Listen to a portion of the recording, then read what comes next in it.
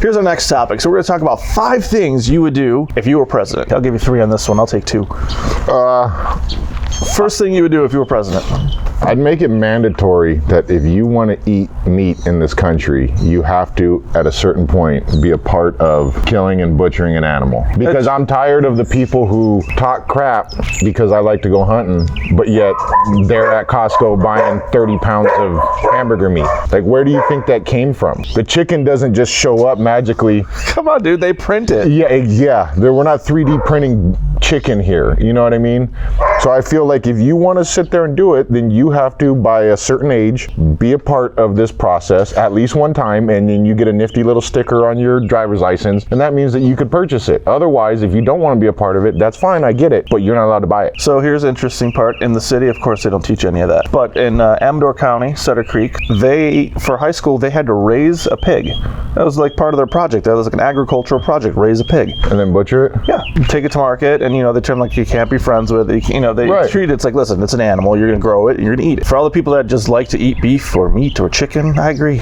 On my grandma's farm as a kid, the animals who got names didn't get butchered. The ones who got numbers, they got eaten. That's number 1. Yeah, like that's just what happened.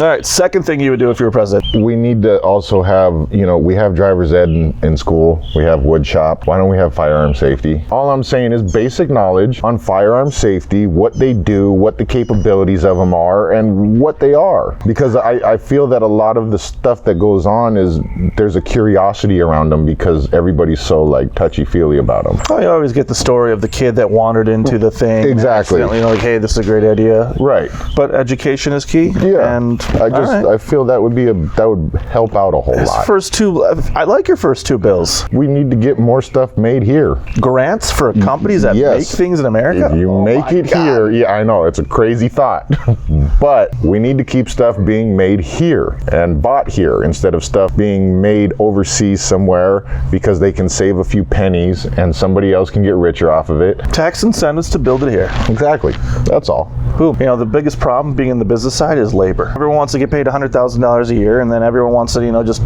stack shelves. Right. And it's like, all right, come on. It's not like you're going to pick up Joe Schmo, throw him in a welding box, and say, oh, here you go, or go operate this crane, or there's a certain value comes out of that. So you can go down to Mexico, and it's what, 30 to 1 in pesos. I mean, you can pay a guy $2 a day, and in the back country in Mexico, that gets you by. But that's what I'm saying. We need to get stuff here.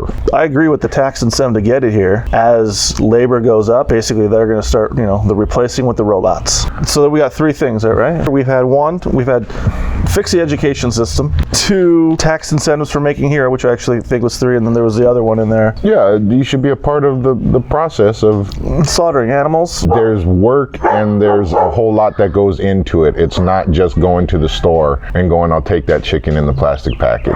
It makes you appreciate what you're eating a lot more when you're a part of that process. You will not waste as much. Well, I mean, that's the way it was back in the day. It's like, listen, you hunted because you needed to eat. If you're going to take something's life, then you eat it, and it makes you appreciate it, and it'll make you choose a little bit more wisely on doing that, opposed to just going out there and trophy hunting and leaving it there. All right, so 2 things I would change as president: more high-speed transport. Roads are great, cars are great. Elon Musk is building over there his Hyperloop. I drive my car onto the big tube. Underground tunnels? Yes, and then my car goes 750 miles and over, and boom, you're there. And then I get out of my big, it's like a ferry. Right. So that would be completely badass. I would build. Yeah, light speed.